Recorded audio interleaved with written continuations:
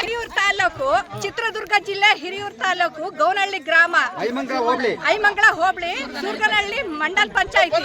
ಗೌನಹಳ್ಳಿ ಗ್ರಾಮದಲ್ಲಿ ನೀರಿಲ್ಲ, ತುಂಬಾ ನೀರಿನ ತೊಂದರೆ ಆಗಿದೆ.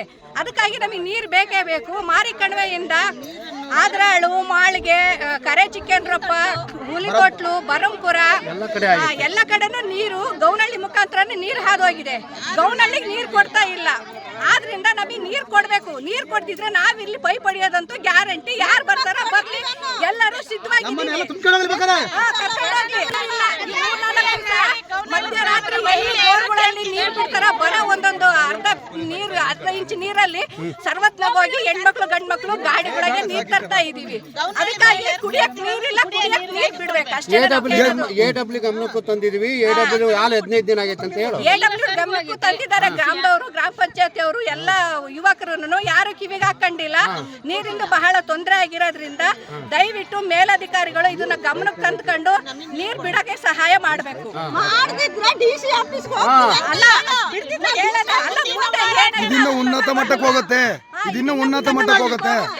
ಯಾವುದೇ ಕಾರಣಕ್ಕೂ ಕುಡಿಯೋ ನೀರು ನಾವು ಕೇಳ್ತಿರೋದು. ನೀರು ಕೊಡ್ಲಿಲ್ಲ ಅಂದ್ರೆ ನಿಲ್ಸಲ್ಲ ಅಂತ ಹೇಳಿ. ನೀರು ಬಿಡಲಿಲ್ಲ ಅಂದ್ರೆ ಹೋರಾಟ ಅಂತ ನಿಲ್ಲಲ್ಲ. ಅಲ್ಲಿಗೆ ಕುಡಿಯೋ ನೀರು ಕೇಳ್ತಿರೋದು ನಾವು ಕೇಳ್ತಿರೋದು ಬರೀ ಕುಡಿಯೋ ನೀರಿಗೋಸ್ಕರನೇ. ನೀರು ಬಿಡಲಿಲ್ಲ ಅಂದ್ರೆ ಈ ಆಫೀಸ್ ಮುಂದೆ ಧರಣಿ ಕುಕ್ಕಂತೀವಿ.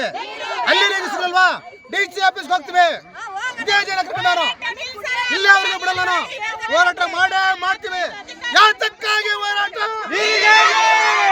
ಯಾತಕ್ಕಾಗಿ ಹೋರಾಟ? ಬೇಕೇ ಬೇಕು.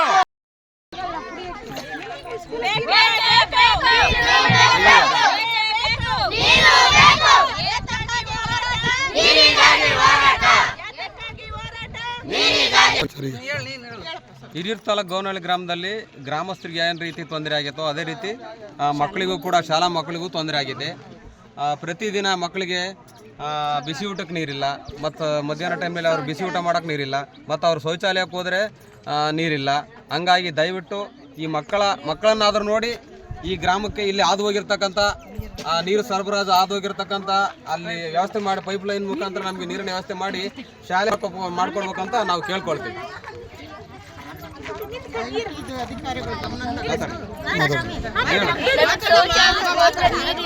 ಅಡಿಗೆ ಬಿಸಿ ಊಟಕ್ಕೂ ನೀರಿಲ್ಲ.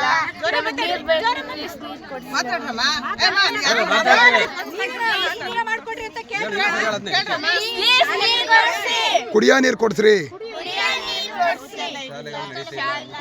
ಶಾಲೆಗಳಿಗೆಲ್ಲ ರಜೆ ಕೊಟ್ಟಿದ್ದಾರೆ.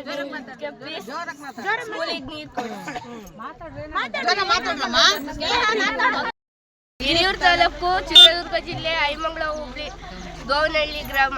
ಈ ಗ್ರಾಮದಲ್ಲಿ ನೀರಿಲ್ಲ ಕುಡಿಯೋಕ್ಕೆ. ಸ್ಕೂಲ್ ರಜಾ ಕೊಟ್ಟಿದ್ದಾರೆ. ಬಿಸಿ ಊಟಕ್ಕೂ ನೀರಿಲ್ಲ.